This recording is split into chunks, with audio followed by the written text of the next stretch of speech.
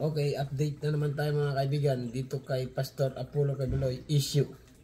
Na ito na nga, nagte-trending ngayon. Kapapasok lang, pagtay na, walang nagawa si Hontiveros sa matinding utos ng Senado.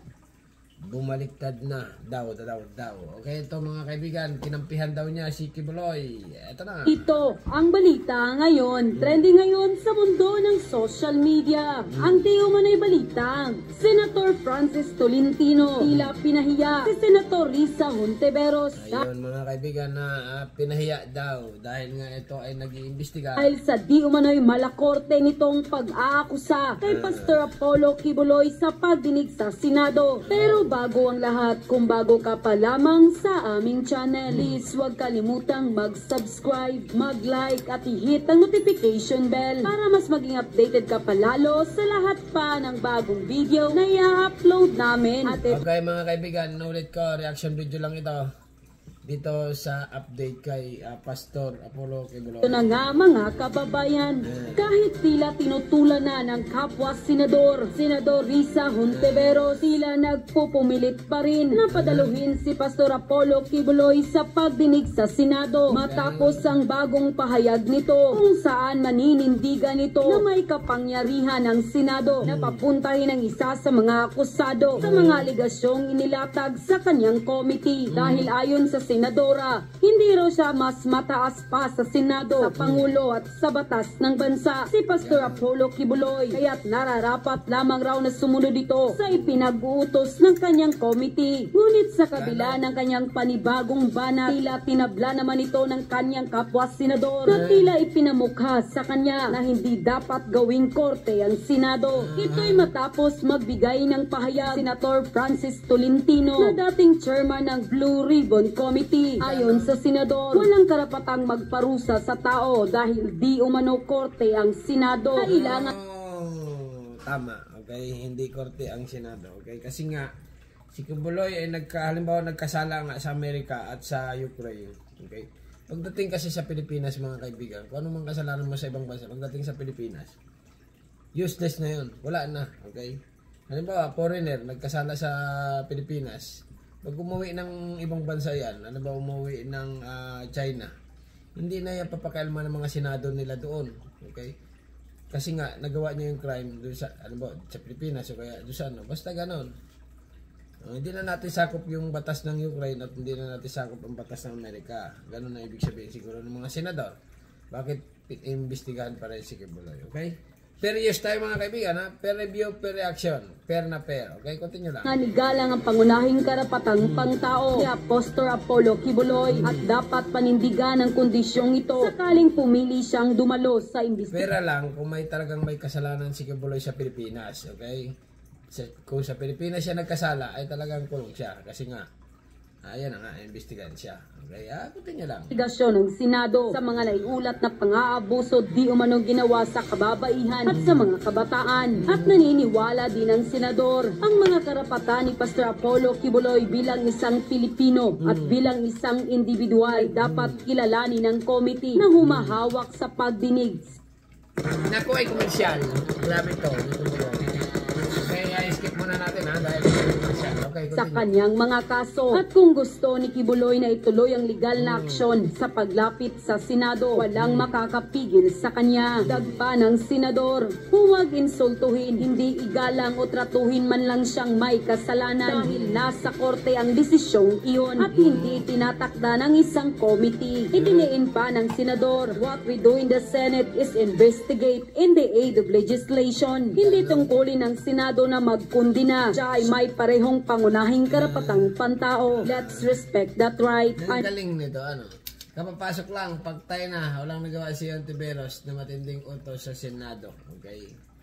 Alright, continue lang. Ito nga ang naging sagot ni Senator Francis Tolentino matapos tanungin patungkol sa pagpapaaresto o subpoena at contempt ni Pastor Apollo Kibuloy na ang gawain ng Senado ay ang mag-imbestiga lamang just to aid the legislation at hindi gawain ng Senado magpakulong o magpaaresto dahil kahit sino man o anuman ang katayuan, lipunan na pinatawag sa pagdinig ay may karapatan na talaga naman nagkaroon ng kakampi si Kibuloy, okay? Sa tingin ko, perios tayo mga kaibigan. Sa tingin ko, ay dapat lang, okay? Na kasi nga, si Kibuloy ay nagkasahan ng Ukraine at Amerika, okay? Kung ikaw ay nagkasala nga sa ibang bansa, pagdating sa Pilipinas, halimbawa, balik rin natin. Sa Pilipinas, dumugas ka ng maraming pira. Tapos pumunta ka sa bansang, dinala mo ang pera mo sa bansang Spain or Switzerland, okay?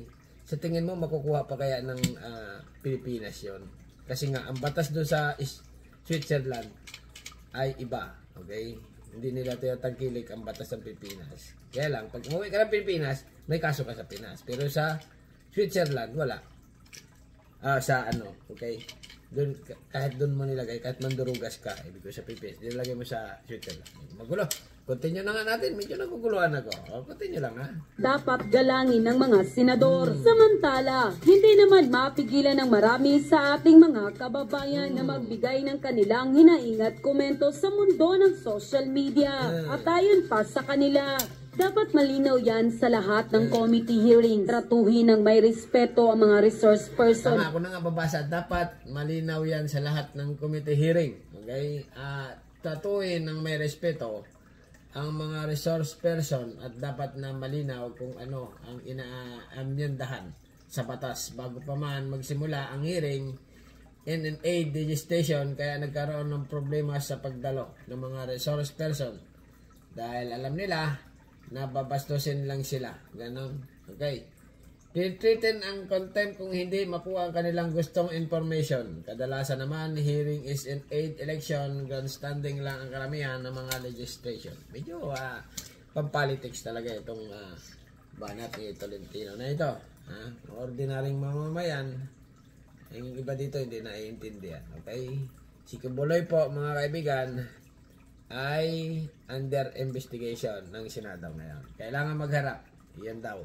Okay, continue lang. Dapat na malinaw kung ano ang inaamyendahan sa batas bago pa man magsimula ang hearing in aid of legislation. Kaya nagkakaroon ng problema sa pagdalo ng mga resource person dahil alam nila na babastusin lang sila at tinitreaten ng contempt kung hindi makuha ang kanilang gustong information. Kadalasan naman ang hearings in aid of election, grandstanding lang ng karamihan sa mga legislators. Buti naman at may nagsalita na para liwanagin ang rule ng Senate pagdating sa investigasyon nila. Ang nangyayari kasi, pinabastos, pinapahiya, kino-cornsed, etc. nang may ibang motibo aside from aid of legislation. Dapat kung ganun din lang, huwag nang gumastos ang gobyerno sa mga investigasyon kung alalang ding mangyayari. Tulad niyan, ang laki ng binabudget para dyan. Gamitin na lang sa mas importante, ala ring nangyayari sa May budget yung mga hearing-hearing na yan, mga kaibigan. May budget yan.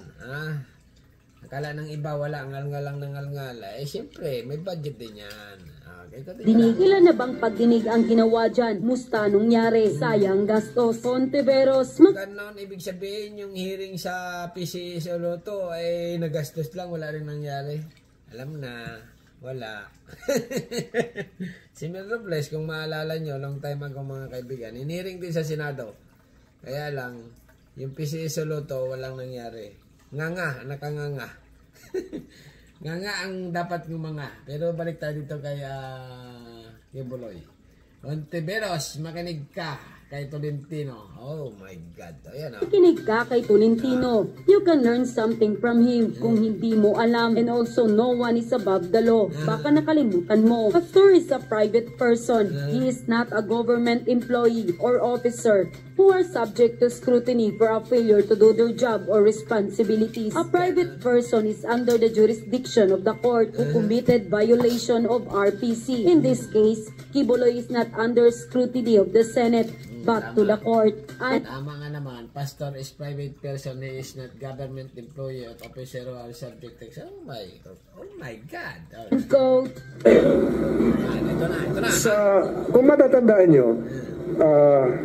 Kung matatandaan nyo, noong December, nung ako pa yung chairman ng Blue Ribbon Committee, binago natin yung rules. And the rules, as amended, would apply likewise to persons cited in contempt. Kasi nga mga kaibigan, ang lagay dito sa Senado na yan, Risa Hontiveros. Parang inaano na niya dito, pinoforce niya si Kibuloy parang hinahanapan ng butas, okay? Kaya nga sabi ni, wala nga akong kasalanan. Okay. May kasalanan ka doon sa Ukraine, may ginalaw ka. Okay? Ukraine naman yun Pilipinas tayo, hindi tayo nasa Ukraine, okay? Yung bang Ukraine niya, pag nagkasala sa kanilang Ukraine, dadala dito sa Pilipinas. Hindi din pwede, okay? Di ba? Alam na. Okay, continue lang. Medyo level din tayo kay Kibuloy. Kasi Pilipino rin siya. Okay. Kibuloy, pasok. Tolentino, pasok. O yung Here's Nako, one thing you need commercial. to do before you buy anything online. Nako. Don't Skip ko spend muna mga another dime kaibigan. on Amazon. Okay. sa atin, sa pagbabago ng rules, at binigyan po natin ng diin yung karapatang pantao noong mga humaharap sa mga committee. Okay. So, do sa atin po nilagay ay dapat kilalanin din yung kanilang karapatan as an individual, as a Filipino citizen. Siyempre. So yung sa akin, we reiterated that during that interview. Ang sabi ko po ay kung merong pamamaraang legal na gagawin si Pastor Kibuloy sa pagdulog sa husgado, kagaya nung nangyari noong Mary case sa Senado. Kung inyo natatandaan pa, wala makakapigil sa kanya. At hindi dapat pigilan yon kasi karapatan niya yon. Kung sakaling siya naman ay dadalo sa isang pagdinig ng Senado, kailangan din igalang ng komite ang kanyang karapatan. Ang ibig sabihin nun, huwag babastusin, huwag tatratuhin ng bilang isang nagkasala na dahil ang Tama nga naman. Okay, kasi nga ang kalimitan kasi nangyayari na sa Senado. Parang nababastos na nga yung mga inimbestiga. Okay? Hindi pa naman hindi pa naman talaga gumawa ng kasalanan or ay under investigation pa. Okay? Not guilty pa yon. Okay? Bumabastusin. Okay? Alright, may point dito si Tolentino nito. Pogi point. Pogi mo. i-determine ng pagkakasala ng isang tao the right to adjudicate the Sino ito? Si ano ito guilt of a person lies with the court and not with a committee. Maliwanag po yan. Ang atin pong gawain dito sa Senado is to investigate in aid of legislation. It is not the right, it is not the duty of the Senate to condemn and imprison an individual.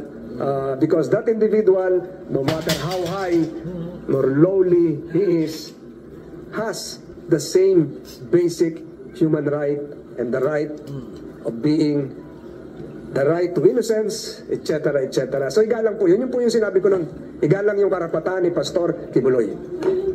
Simpleng-simple. Okay, igalang ang karapatan ni Pastor Kibuloy dahil nga isa rin siyang Pilipino citizen. Okay, tama nga rin naman kasi nga sa mga vlog lumalabas-labas din ang mga iba-iba na. Okay, na talagang si Kibuloy ay suspect na. Okay, ganoon. May guilty na. Alright. Ay, alam naman natin ang batas. Hanggat hindi na ay wag mo muna sabing guilty. Alright. Continue lang. Isang oras daw mga kaibigan. Tawa ko. Paul, ang counsel of the target resource person, halimbawa yung kay Kibuloy, can he insist na to the committee to recognize his counsel given his supposed threat? Hindi po ako yung abogado dito ni Pastor, pero kung gustong gamitin ng abogado niya nung binago po natin yung section 16 and 18, pwede niyang sabihin na bigyan din sila ng karapatan na mag-file ng memorandum, etc., kagaya po nung ginawa natin doon sa mga nagdaang pagdinig natin. Ganon. Okay, continue lang. So, babalik po yan sa paggalang sa karapatan kung kahit sino man na nandun. Kahit hindi si Pastor, huwag bastusin yung mga nandito sa humaharap sa komite ng Senado. Ay dapat sa mga ano mo yun sinasabi. Sa mga Senado nung nag-imbestiga, okay?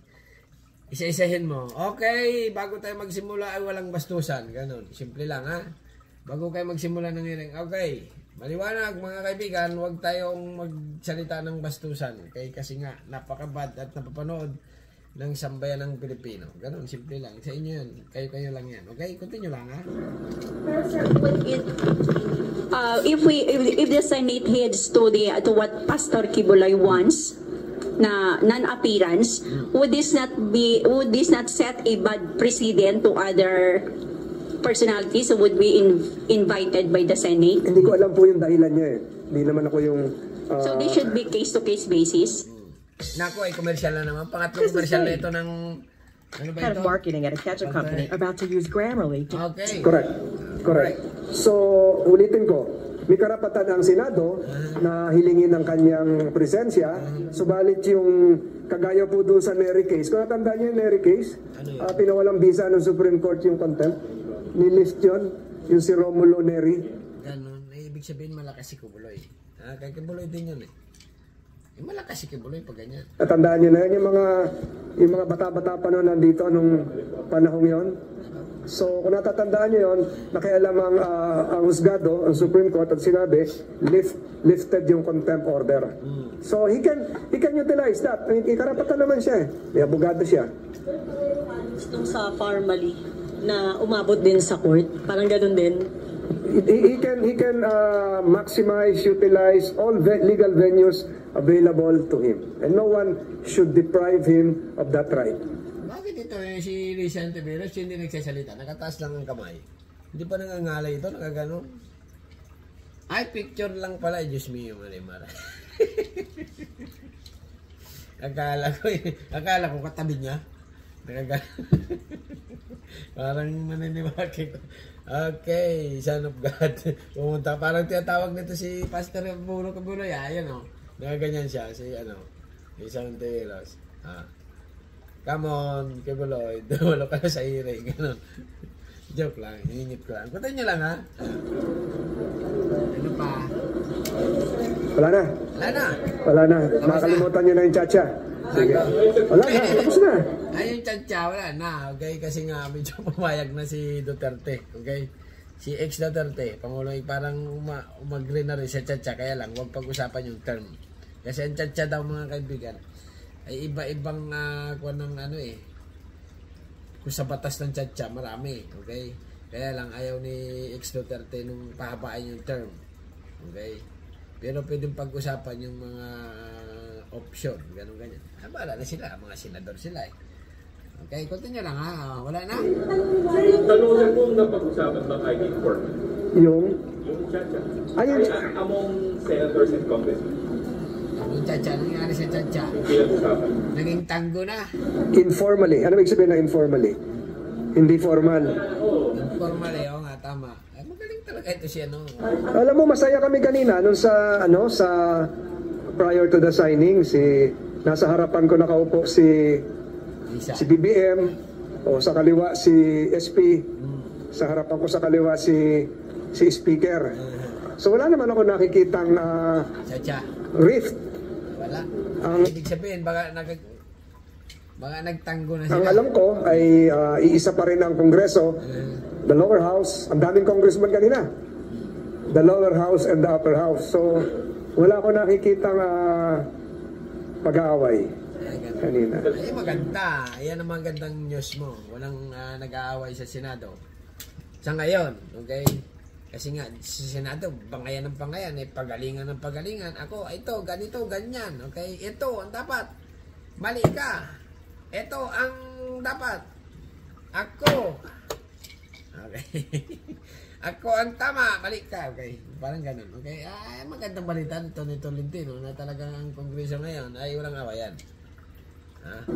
Sa voting separately, Sa basketball yun, time out muna. Ano na nangyari kay Kibuloy? kasi yung House of Poland Lapit na ang, kasi nga ngayong March 5 mga kaibigan, si Pastor Apollo Kibuloy ay lalabas na. Ay mag-attend na daw kung lalabas siya. Okay? Ay kung hindi, paano yan? Warrant of arrest yan. Arestuin. Kasi nga, mga senador papahiya. Hindi maganda. Kasi nga, pag hindi nag-attend si Kibuloy, syempre, tapos binaliwala. Siyempre, ang susunod na ay, hindi umattend yun. Pwede rin pala akong hindi umattend. Bakit si Kibuloy hindi umattend? Walang kaso. Siyempre, gagayahin ng iba yan. Kaya talagang obligado umattend. Sa kanila, well enshrined ang bicameralism sa ating sistema. Hindi pa naman tinatanggap na unicameral body ang dalawang kapulungan. Kaya Nako, tapos na. Commercial na yan. Okay, mga kaibigan, yan ang update natin kay Kibuloy na talagang ito si Tolentino ay yun na nga. Medyo kampis siya, okay, kay Kibuloy.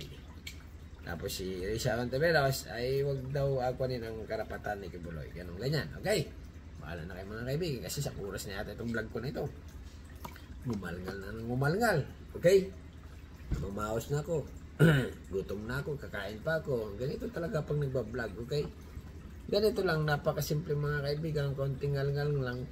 Yung iba, nagsasabi, paano ba mag-vlog? O ganito, simpleng-simple lang. Magngangal-ngal ka ng magngangal at papanoorin ka na ng sambayan ng Pilipino. Alright, hanggang dito na lang mga kaibigan. Inuulit ko, Filipino reaction video lang tayo. Subscribe, don't forget, comment. Bye-bye, thank you.